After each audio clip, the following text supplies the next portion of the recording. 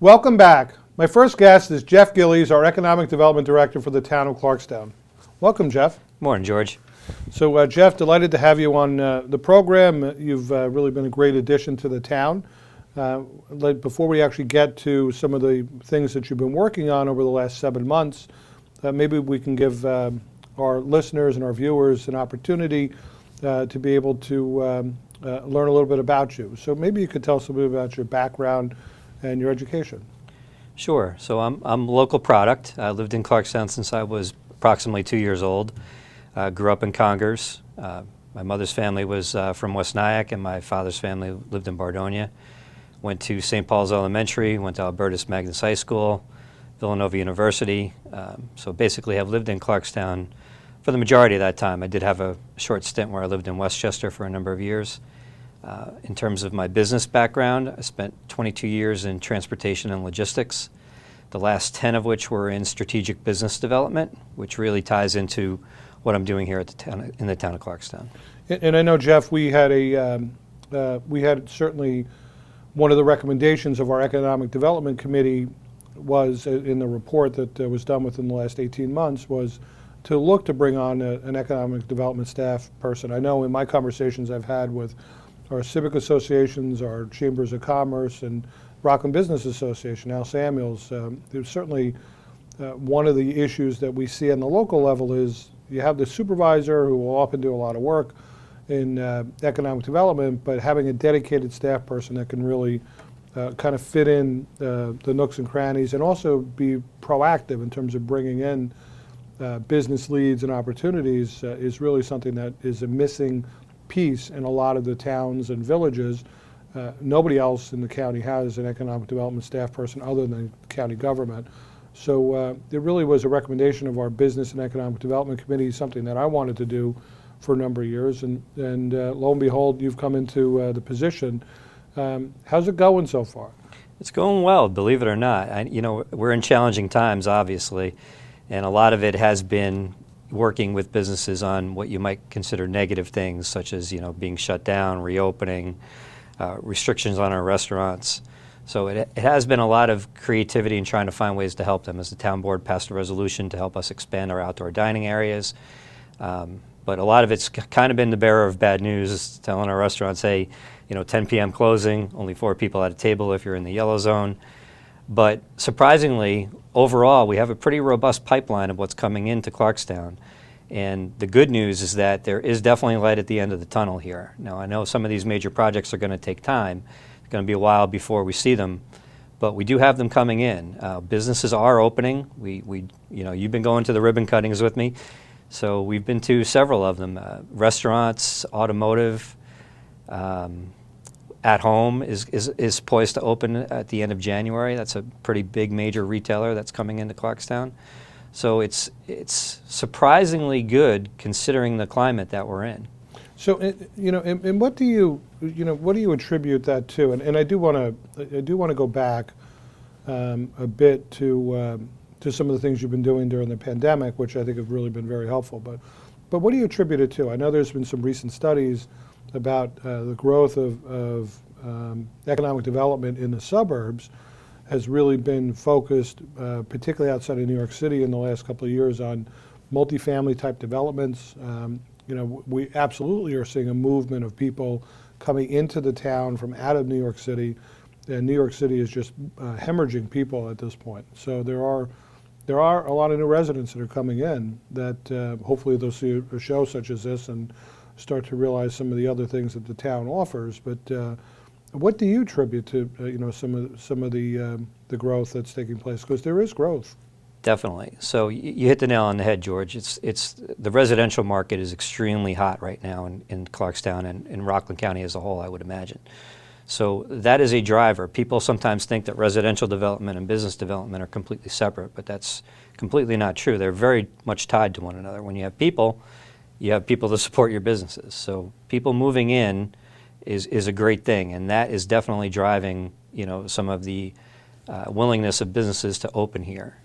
So the other thing is, with crisis comes opportunity, right? So anytime you have a crisis, there are entrepreneurs that are out there that are looking to see how we can come and take advantage of it. That's why you're seeing some of the restaurants that are opening are not your traditional, large dine-in seating areas. They're takeout-driven Right. restaurants. So one of the things that's just, I know, shortly after the pandemic started and you came in, we had the town board and I took some action. We passed several resolutions to help our local businesses during the early shutdown. And one of the things we did is passing a resolution directing the building inspector to relax enforcement. And that enabled us to do things like outdoor dining and outdoor seating areas. And those are things that have actually been problematic as it relates to our code. We've had issues where the town in the past has been sued because we allowed outdoor seating areas with certain restaurants that were near or adjacent to residential properties. And so that really became something that we thought closely about and clearly about. But that's probably going to be a future change that we're really going to look at through the comprehensive plan, I would imagine. But maybe you could speak a little bit about some of the effort that you did with Meet Me on Main over the summer and the early fall, and some of the efforts that have taken place with the restaurants to try and help them survive, frankly, during the shutdown. Sure. So, yeah, as you mentioned, just getting the outdoor dining approved was really instrumental in helping them survive. And if I could stress one thing in today's show, it would be that we need to continue to support our local businesses and our restaurants. Just because a business is open doesn't mean that it's out of the woods by any stretch, and we're going to have a tough time with the winter. But the outdoor dining really allowed those restaurants to survive to the point that they have. And what we did, as you mentioned, the town board passed a resolution allowing outdoor dining in areas where we normally would never have let that happen. And it had to be done safely, it had to be done with the fire inspector, it had to be done with the building inspector, hand in hand. But we found a way to make it work for just about every restaurant that wanted to do it. Then we came up with Meet Me on Main, which was really successful. We have a challenge in terms of, we're not downtown Nyack, right? So we don't have a whole number of restaurants in a very short area. So what we did is we went to every restaurant in New City and said, hey, if we did something like this, would you want to participate? Let's talk about how that would work. And for most of them, it was just the fact that we had given them their own outdoor dining area because they're so spread out on Main Street. There wasn't much more that we could do in terms of, unless we were going to shut down all of Main Street, which is problematic on a lot of levels. But we did shut down several portions of Main Street that, and did that on certain weekends for certain nights on the weekends. And tell us what some of the restaurants told us about their, those events. Sure. So as you mentioned, we had two major dining areas, and one happened to be primarily on private property, where Doyler and Dunnies and the place is back in there. All those restaurants had a very wide area where they could all put out tables. And then right across from the courthouse, we closed from Demarest down to Congers Road and allowed those restaurants that are in there to put tables outside. And they had, entertainment, that was tucked away inside, so it wasn't like drawing large crowds. It was all done safely with social distancing, and it was a big success. It allowed those restaurants to have another avenue to get some revenue in that they never would have had, and they were really appreciative of it. And it was definitely some great events that we had. And we did the same thing in West Nyack once, and that was a pretty big success too. So. Right. And so I would envision these are things that we're going to look at continuing after the pandemic, targeted closure of a portion of a downtown area for an evening where we can have some entertainment, where we can have our restaurants and businesses kind of showing themselves off, almost like a mini street fair, if you will. But in my conversations with several of the restaurants from Meet Me on Main, they had amongst, believe it or not, in the pandemic, some of the best nights that they've ever had since operating. And people were just thirsting for that. And there were socially distant tables, people wearing masks. It was outdoors, and but it worked. And it was that kind of creative thinking outside the box, and also just a lot of marketing. I know you working with the other staff in the town, with folks in my office, to be able to promote, promote this on social media and what have you. But those are great, successful events. Let's talk about some of the other other new business endeavors that are coming into the town. I mean, we've got a lot of things as I start to just kind of click off and, mentally make a note of the things that are coming through. We have at-home home goods in the former Macy's, which will be opening up, as you said, in January. We have a number of redevelopment projects that are in various points in the planning process with the town, and we have a number of folks with outreach, and we've got a bunch of businesses that have opened up recently. So maybe in the next couple of minutes we could kind of go through some of the things that are coming into the town and some of the new projects that are kind of at our doorstep. Sure. So as we talked about earlier, it kind of starts with residential to some degree, right? And we do have a number of senior housing projects coming in. We've got 2 assisted living projects coming in. We're hopefully seeing some movement in the Nanuet Transit-Oriented Development Zone. That's very exciting because that's going to draw in millennials, all-age housing, which is, I think, the next step in our residential aspect of our comprehensive plan. But yes, we do have some very exciting redevelopment projects coming in. One of the largest would be Throughway Plaza, which is a proposal to just take that existing strip mall down, which is kind of dated and quite frankly run down. So Throughway Plaza is located on Route 59, right by the exit off of the southbound exit off of the New York State Thruway. Correct. Where you come into Nanuet at Route 59. Off on the right, it's the Dunkin' Donuts is in that shopping center. It's adjacent to another strip mall that has a car wash and an exercise place as well. So tell us what's going to be in the Throughway Plaza. I know they've gone through, I think, initial secret determination.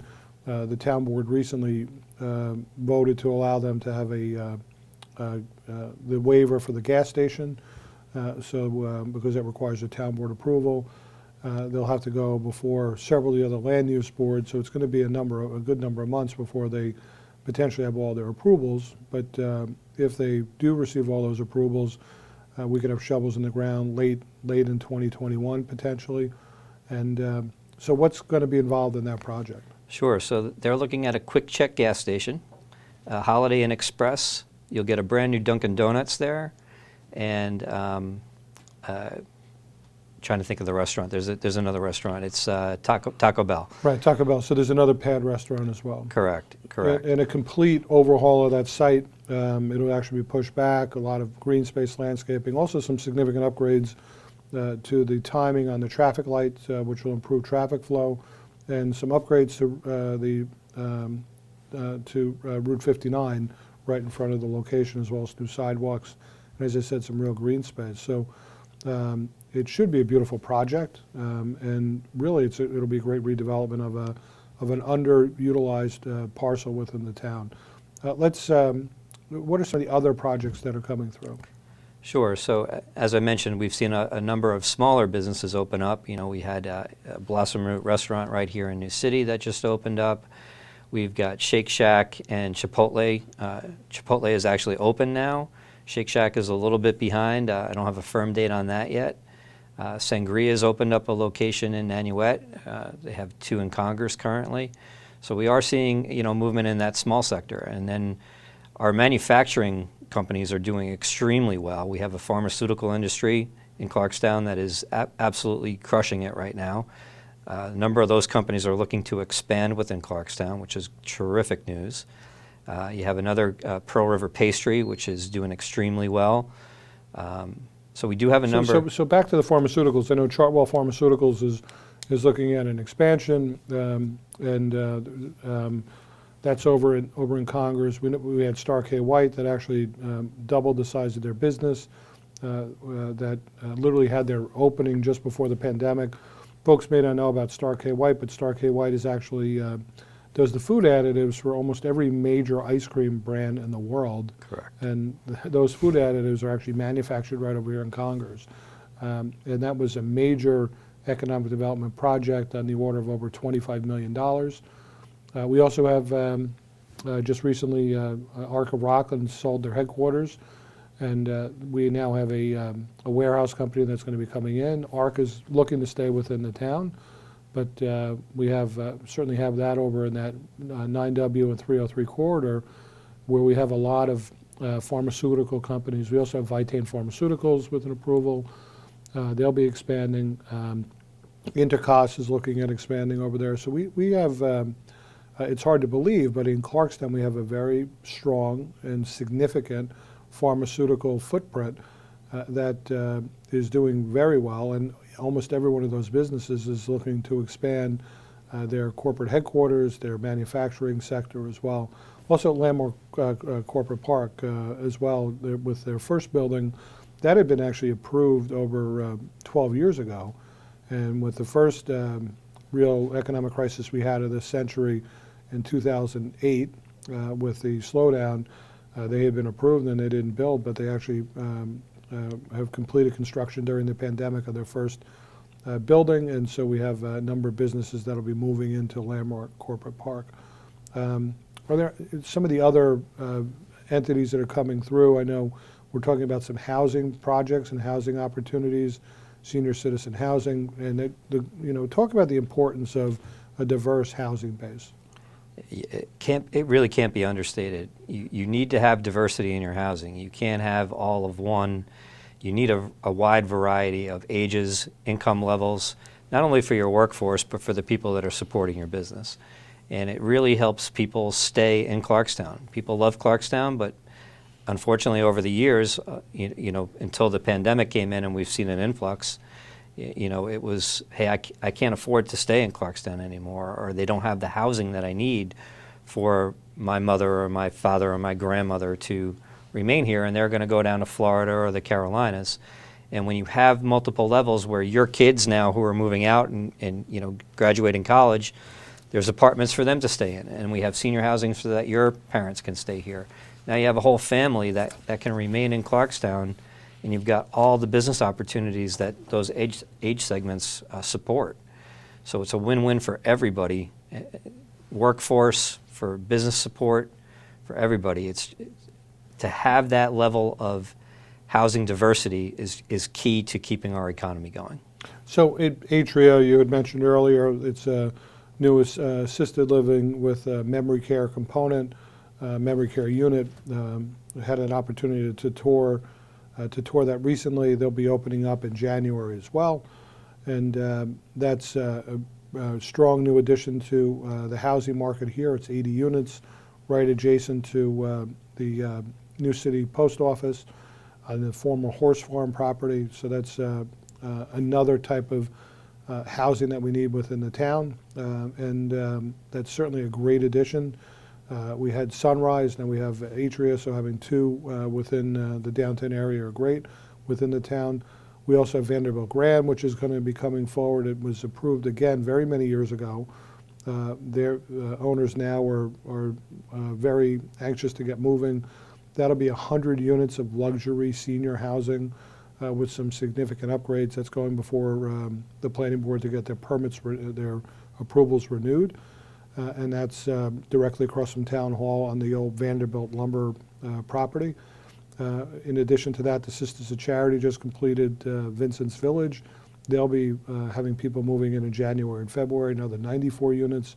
That's affordable senior housing. So what we're kind of seeing is the filling out of the market, assisted living, luxury senior housing, affordable senior housing. And then we have other projects that are starting or winding their way through the planning board process as well, like Shim's Farm, potentially. There's a number of other smaller ones that are on Main Street, 30, 40 units of senior housing. Those are going to be market rate rentals. So it's really kind of filling that out.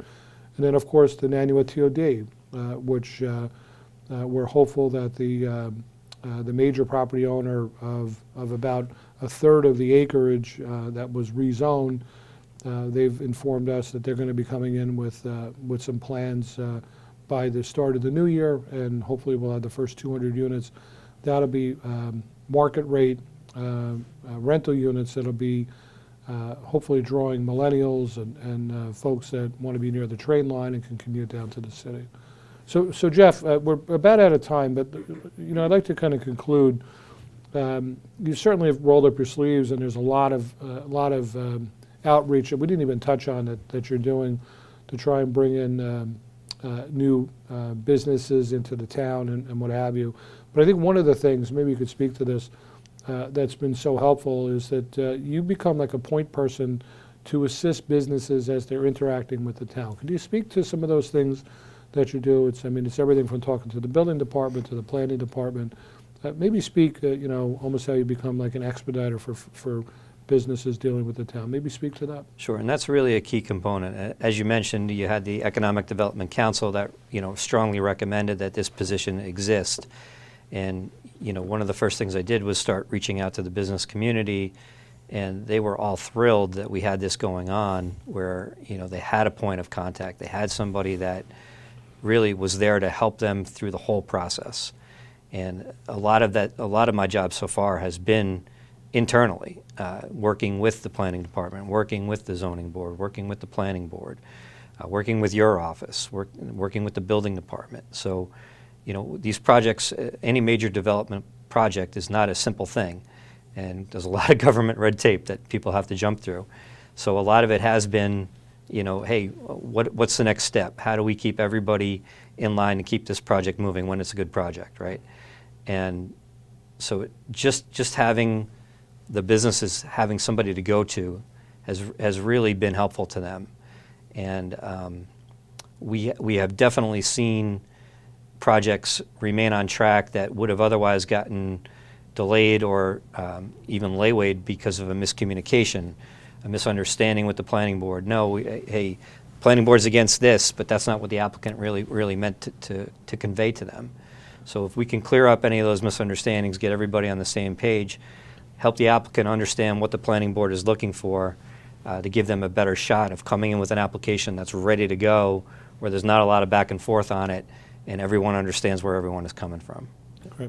Well, Jeff, you've been a great addition to the town. If folks need to get in contact with you, any business owners want to find out additional information and how the town can assist, how do they get in touch with you? Sure, they can call me direct at 845-639-2063 or j.gillies, Gillies, at clarkstown.org. Well, thanks, Jeff. Thanks for being a great guest, and we wish you well as you continue in this key role of economic development coordinator for the town. Thank you so much for having me, and let's get some ratables into Clarkstown, right? Absolutely. So stay tuned. We'll be right back.